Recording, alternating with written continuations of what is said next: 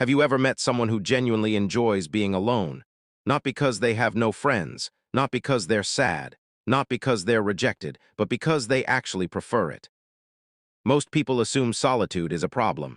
Society constantly tells us that happiness comes from being surrounded by others. More friends, more parties, more conversations. But psychology tells a very different story. Some of the most self-aware, creative, intelligent, and emotionally stable people in the world spend large portions of their lives alone, and they enjoy it. So what makes these people different? And what do they understand that most people don't? By the end of this video, you'll discover the hidden psychology behind solitude, why some people protect their alone time like treasure, and the surprising advantages that come from being comfortable in your own company. But there's one truth about solitude that most people completely misunderstand, and it changes everything. Let's begin. Imagine two people. The first person constantly seeks company. Every silent moment feels uncomfortable. They scroll endlessly, text people all day, and always need some form of stimulation. The second person can sit alone for hours. No anxiety, no panic. No desperate need for distraction, just peace. At first glance, the second person might appear lonely, but psychology suggests something deeper. One of the strongest indicators of emotional maturity is the ability to be alone without feeling abandoned. Many people confuse loneliness with solitude. They're not the same thing. Loneliness is painful disconnection. Solitude is chosen connection with yourself. The difference is enormous. In fact, research consistently shows that people who can comfortably spend time alone often demonstrate greater self-awareness and emotional regulation. Why? Because when you're alone, there are no distractions, no social masks, no performances, no need to impress anyone. You're left with your own thoughts, and for many people, that's terrifying. But for others, it's where real growth begins. This leads to the first psychological trait of people who prefer being alone. They know themselves.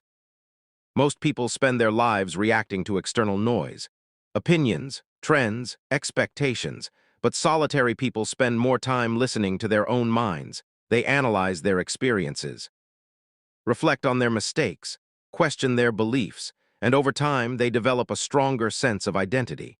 They don't need constant validation because they already understand who they are. This doesn't mean they're perfect. It means they're familiar with themselves, and that's a rare skill. The second trait is independence. People who enjoy solitude often learn to solve problems on their own. Instead of immediately seeking approval or reassurance, they develop internal confidence. Psychologists call this an internal locus of control. In simple terms, they believe their lives are shaped primarily by their own choices, not by circumstances, not by popularity, not by the opinions of strangers. This mindset creates resilience, because when challenges arrive, and they always do, these individuals don't fall apart when nobody is around to help. They've already learned how to stand on their own. But here's where things get interesting. Many highly creative people also prefer solitude. Why? Because creativity requires uninterrupted thought. Think about writers, inventors, artists, scientists, and philosophers throughout history. Many of their greatest breakthroughs happened in moments of isolation, not in crowded rooms, not in endless conversations, but in silence. The human mind needs space to connect ideas. When you're constantly surrounded by noise, your attention becomes fragmented. Solitude creates mental room for deeper thinking. This is why some people feel energized after socializing, while others feel energized after spending time alone. Their minds recharge differently. And that's completely normal. Another hidden reason people enjoy solitude is emotional protection. Not in an unhealthy way. In a psychological way, every social interaction requires energy.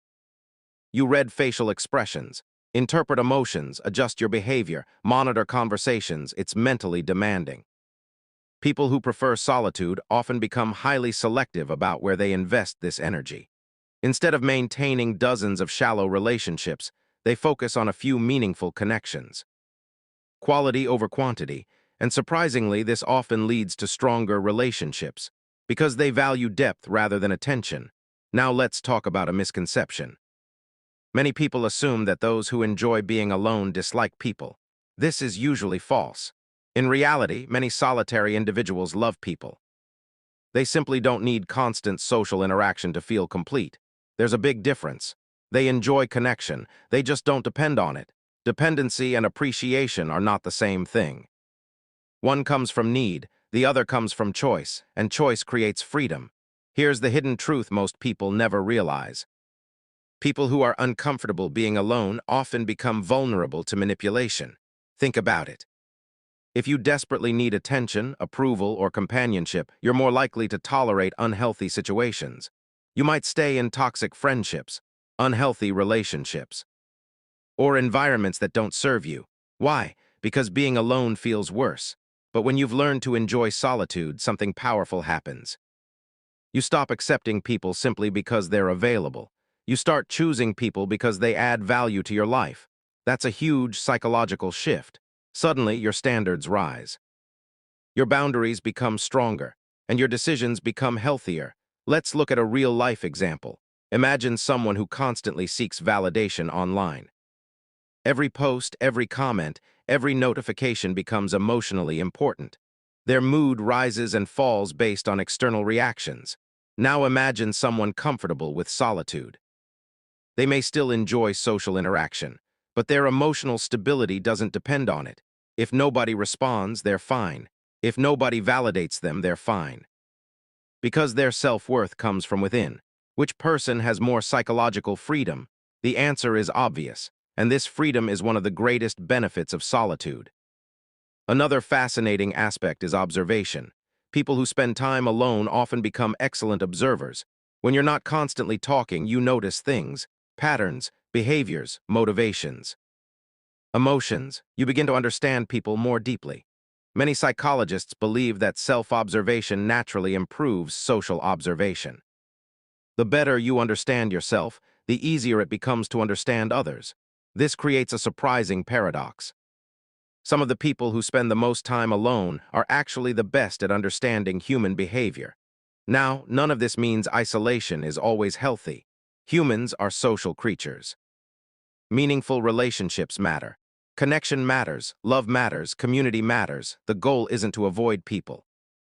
The goal is to reach a point where being alone and being with others are both comfortable. That's true psychological balance. You don't fear solitude, and you don't fear connection. You can enjoy both.